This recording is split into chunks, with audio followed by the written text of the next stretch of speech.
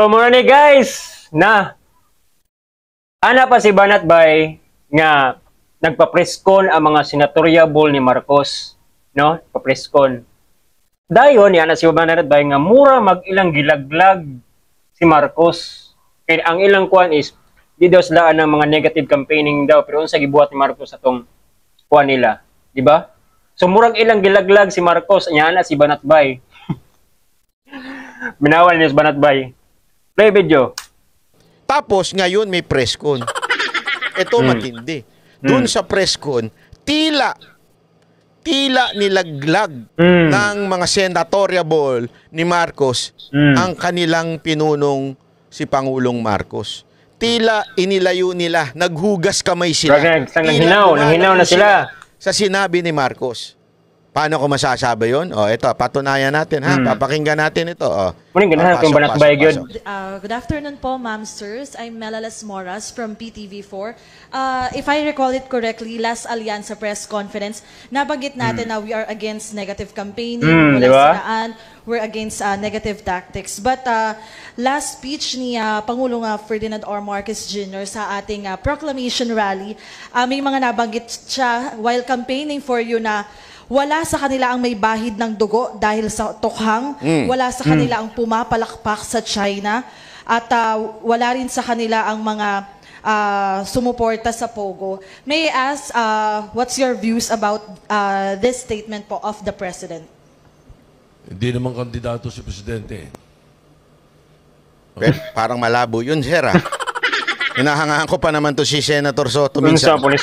Parang malabo hata yung sir yung sinabi nyo, hindi naman po siya kandidato. Ba't yung pinagsalita? Bakit siya nangunguna doon?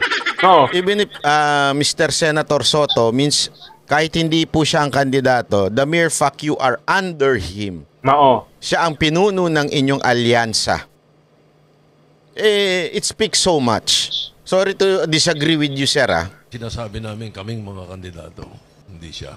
So he was merely stating facts, and that is as far as his perspective is concerned. So it doesn't have anything to do.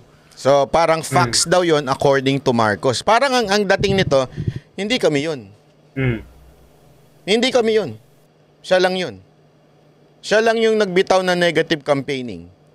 Siya lang yung nagsasabi nun, hindi kami.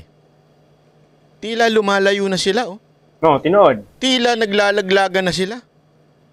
Ang nagsisimula pa lang parang naku. Siguro kasi ito tingnan niyo yung opposite.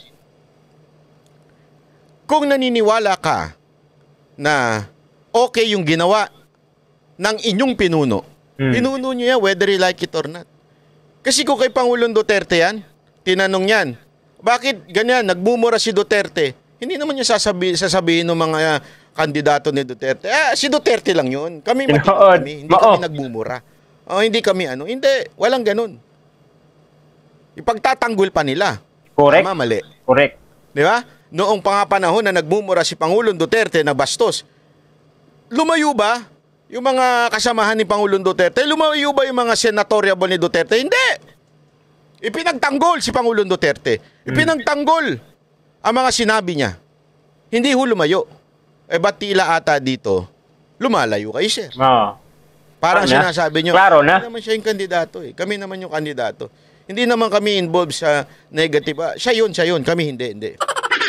Parang ganun So it's simply, kung analogy ang ating titignan, para mong sinabi na siya lang yun. Yung negative campaign, siya lang gumawa nun.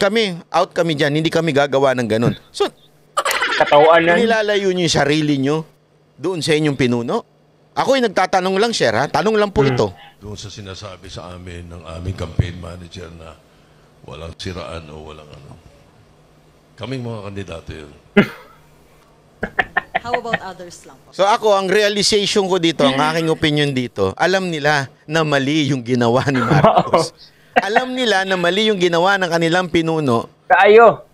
Kaya medyo lumalayo sila ng konti dun sa issue. Di ba? Maniwala kayo sa akin sa hindi. Hindi nyo maiiwasan to Mahirap ipaliwanag ito. Kaya nga ako, kung sino man yung bumubulong kay Marcos, wag nyong Ewan ko kung ginagago nyo si Marcos dahil may ibang gustong umupo. Naagid Alam siguro naman na. natin kung sino. Naagid na. Hindi ko na Tambalos-los. kailangan spellingin yung pangalan no, mahaba-haba eh. Di ba? Mr. President, mag-ingat ka sa mga nakapaligid sa'yo kahit ka mag-anak mo. Baka mamaya pag ginawa mong Vice President yan, bigla kang ilaglag niyan. Di ba? At pag nailaglag ka niya, mabagok ka, delicates. Kaya ingat ka. Ako, ito, payong ano to mag-ingat kayo dyan. Kaya, ito sabi ko nga sa inyo, mas concerned pa ako kaysa dun sa mga tarantadong loyalista eh. Bakit? Yung mga tarantadong loyalista at mga vlogger na tanso, nabayaran na yan eh. Yun. Nabayaran na yan at iba na pinagtatanggol yan, hindi naman na si Marcos eh. Pansinin ninyo, ang pinagtatanggulan niya iba.